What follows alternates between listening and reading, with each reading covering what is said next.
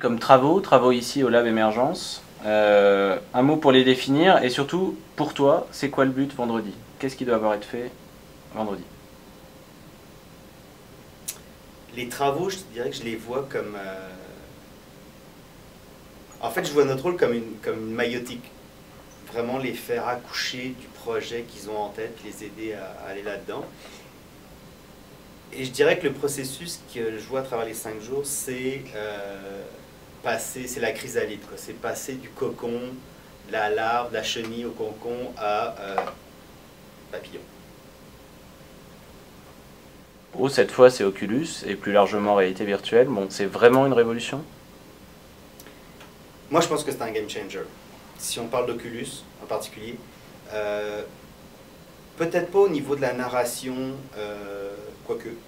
Je dirais que moi, la première fois que j'ai vécu une expérience avec ce dispositif-là, ma première réflexion, ma première pensée après l'expérience, ça a été « Wow, ça va ouvrir des portes incroyables, notamment en termes de médecine. » Et ma première pensée a été pour la réhabilitation des post-traumatiques, des gens qui ont vécu je sais pas moi, un conflit, une noyade, des enfants qui vivent avec des traumatismes très profonds qu'on peut réhabiliter parce que tu contrôles tous les paramètres. Ça a été ma première réflexion.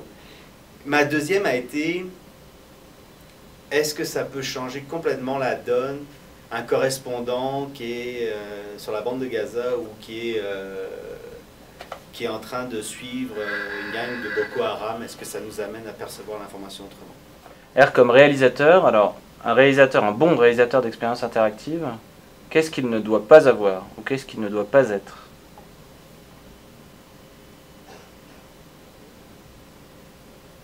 Bonne question.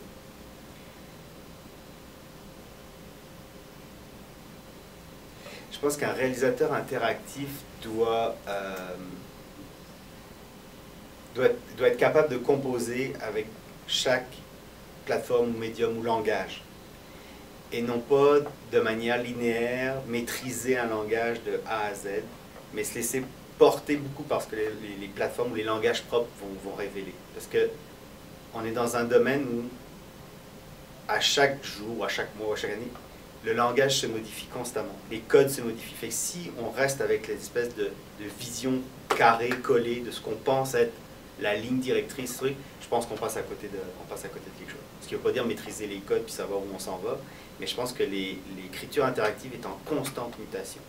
Et si on ne reste pas à l'écoute de ça, comme réalisateur, parfois, je crois qu'on peut perdre le sens.